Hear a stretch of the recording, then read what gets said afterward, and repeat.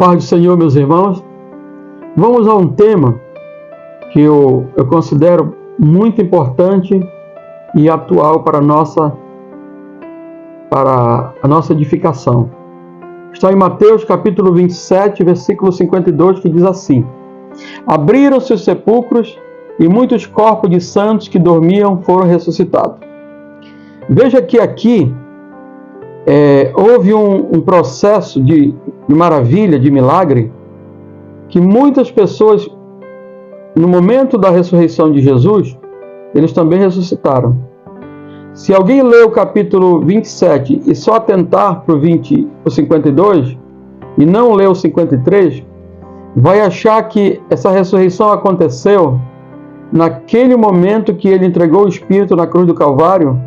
O véu do templo se rasgou e houve ali uns sinais, uns fenômenos da natureza. Mas se você ler o 53, você vai perceber que não. Essa ressurreição aconteceu na manhã do primeiro dia da semana, que para nós hoje representa o domingo. Depois da ressurreição dele, esses santos, chamados santos, entraram na cidade e foram vistos por muitos. A pergunta é: quem eram? Voltaram para os seus lares? Foram reconhecidos pelos seus parentes? Ou voltaram a morrer novamente? São interrogações que nós não podemos explicar de uma maneira absoluta. Mas nós podemos aqui trazer informações e elementos para tentar identificar no Antigo Testamento que fato foi esse. Qual a símile com alguma coisa que já aconteceu no passado. Essas pessoas, elas foram chamadas de santos. Então, ressurreição dos santos, chamada de primícia. No passado já houve tipo de ressuscitação. Já houve o filho daquela mulher de Sunem. Já houve também aquele jovem que sepultaram, ele caiu nos ossos de Eliseu e saiu correndo. Houve também a ressurreição de Dorcas. Houve a ressurreição daquela jovem, daquela menina que o Senhor mandou levantar. Houve a ressurreição de Lázaro, que já estava com quase 4 dias. O estado dele já era avançado. Então, essas pessoas ressuscitaram para morrer novamente. Todos eles nós sabemos que morreram. Mas Jesus, ele é considerado a primícia dos que dormem. Ele não ressuscitou para morrer novamente. O estado do corpo que o Senhor aparece agora na ressurreição é um estado glorioso. Mas um estado glorioso que pôde ser reconhecido, que alguém pôde falar, pôde tocar, pôde abraçar. Ele partiu o pão, ele atravessou uma parede e deu graças a todos lá e deu a paz do Senhor a todos. Ele se permitiu tocar quando aquele apóstolo Tomé lançou dúvida na ausência dele, só acreditaria se ele visse ele ir lá, tocasse no seu ferimento. Então ali Jesus aparecia e sumia. Ele estava presente na caminhada daqueles 2 viajantes para o caminho de Emaús, e ali ele também seguiu com eles. Então ali ele estava num corpo glorioso, ele podia ser tocado. Mas ele aparece em Apocalipse capítulo 1 num corpo glorificado, um corpo tremendo, um corpo que o aspecto dele para nós hoje é assustador. Seu rosto brilhava como o sol na sua plenitude, seus pés como latão reluzente, como se houvessem saído de uma fornalha, a sua voz como de barulho assim de muitas águas, como a espada de 2 fios. A glória dele era tão grande que naquele momento João perdeu as suas forças e caiu como morto. O mesmo João que o avistou chegar naquele momento que ele diz: paz esteja convosco, e não aconteceu exatamente isso. Então nós devemos separar o que é uma ressurreição para um corpo glorioso e o que é uma ressurreição para um corpo glorificado. Então, eu defendo que aqueles que ressuscitaram, eles estão dentro de uma perspectiva de uma celebração solene que acontecia no Antigo Testamento, em Levítico capítulo 23, versículo de 9 ao 14. Como funcionava isso? Era a festa das primícias. Era uma celebração mencionada no Antigo Testamento da Bíblia. No livro de Levítico era uma festa sagrada do povo de Israel. e tinha como objetivo agradecer a Deus pelas primeiras colheitas da terra. Como funcionava? Era celebrado no início da colheita da cevada, que ocorria no mês de Nisan, de acordo com o calendário judaico. Durante a festa, os israelitas traziam uma oferta especial ao templo, que consistia em uma porção das primícias de colheita, um molho, um feixe. Essa oferta era apresentada ao sacerdote como um gesto de gratidão, consagração a Deus. Claro que essa festa era também acompanhada de sacrifício, de oração, uma festa bastante espiritual. O sacerdote, naquele momento, ele pegava e ele movimentava diante do altar aquele molho, consagrando a Deus, rogando ao Senhor que aquela colheita fosse abundante, fosse uma colheita que ela tivesse bastante qualidade, para que não houvesse ali também a incidência de uma praga, para que nenhum tipo de destruição ou de prejuízo viesse a ocorrer com aquela colheita. Então aquilo era um ritual consagrando a Deus aquela plantação, aquela colheita e dando a eles ali uma garantia de que Deus se agradava. Então eles traziam a primeira parte, que era o molho, e o sacerdote movimentava como oferta a Deus. Nosso pastor, que já dorme no Senhor, pastor Edson Alves, ele pregava com maestria esse texto.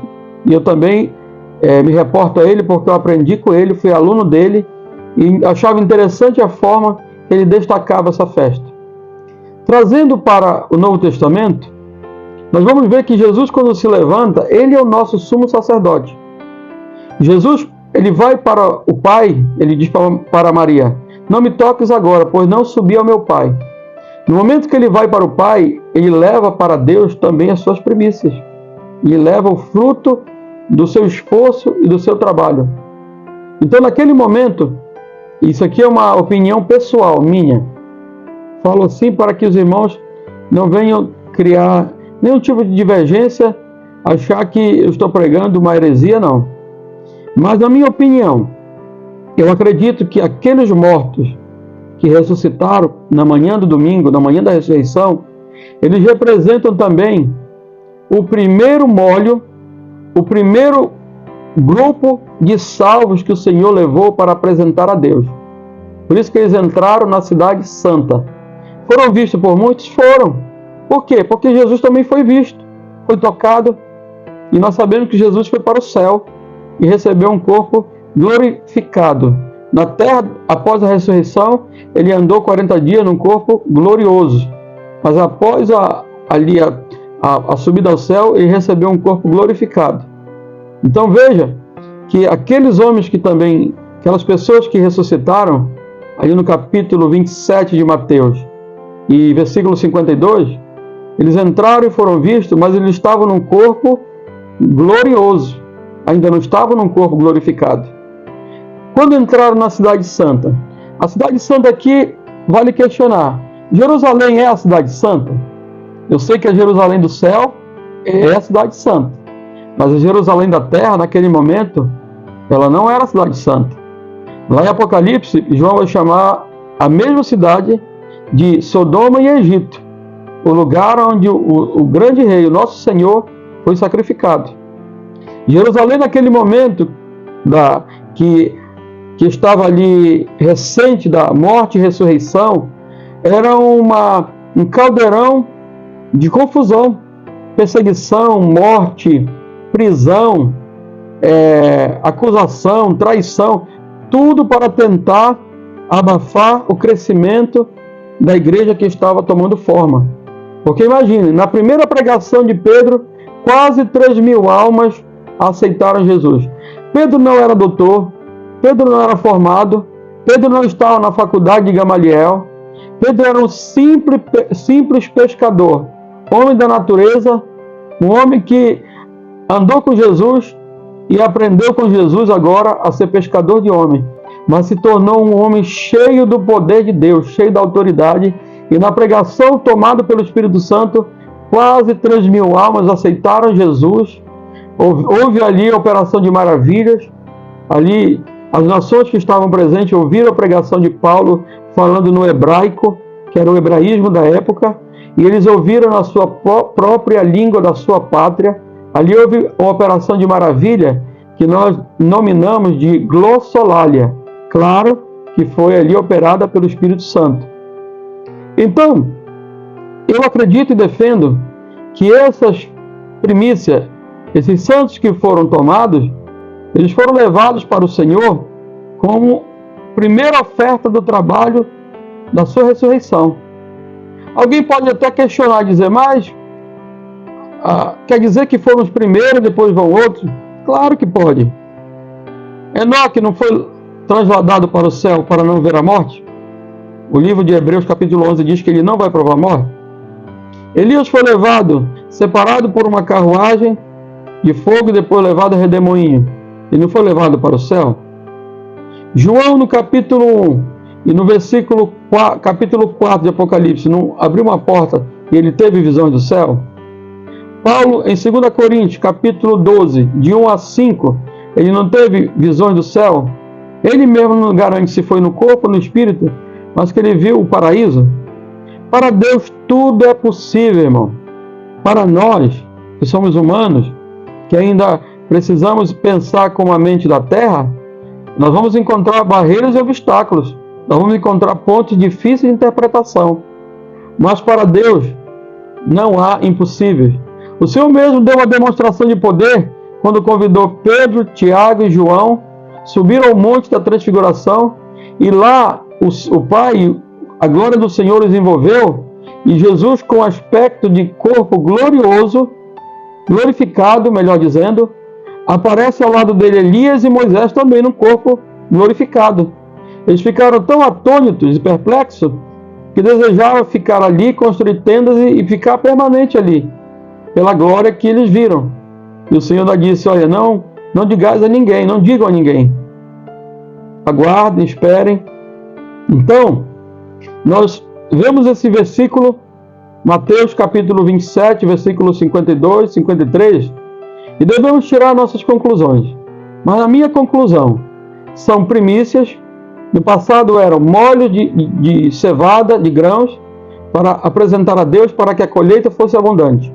No presente, as primeiras almas para que o Senhor apresentasse ao Pai, para que a colheita, quando Ele vier arrebatar a igreja, também, da mesma forma, seja abundante. O que tinha no passado era um antitipo. O que tem no presente é o tipo perfeito. Então nós vemos que Jesus não vai voltar para a terra para reacender as festas judaicas, os rituais do judaísmo, não. E nem vem consagrar nem cevada, nem trigo, nem grãos.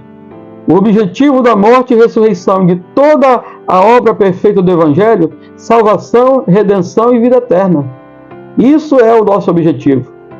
Portanto, nós devemos estar atentos neste tema para cooperar com você. Claro, você tira suas conclusões, leia bons livros, pergunte para outras pessoas para você não ficar com uma opinião ímpar. Você deve ter uma opinião mais plural. Mas eu defendo aqui pela minha fé que esses santos foram levados como primícias para Deus, não agora aquela figura do Antigo Testamento, mas o trabalho perfeito de Jesus da nova aliança. Jesus, o sumo sacerdote, não estabelecido em sangue de touro, bodes e novilho, mas o seu próprio sangue. Porque até a descendência do Senhor, a linhagem sacerdotal, não é mais a linhagem levítica, araônica, é a linhagem da ordem de Melquisedeque. Então, é o sacerdote perfeito. E claro que ao apresentar essas almas para o Senhor, ele está mostrando que ele tem poder sobre a morte, que ele tem poder sobre tudo, ele é absoluto. Por isso quero contribuir com este tema, dizendo que as primícias do Antigo Testamento eram antitipo, e as primícias do Novo Testamento são tipo perfeito. Medite, avalie, e a sua fé e o Espírito Santo que existe dentro de você, com certeza, lhe iluminará para resplandecer na sua mente as verdades de Deus. Pense bem, pense nisso.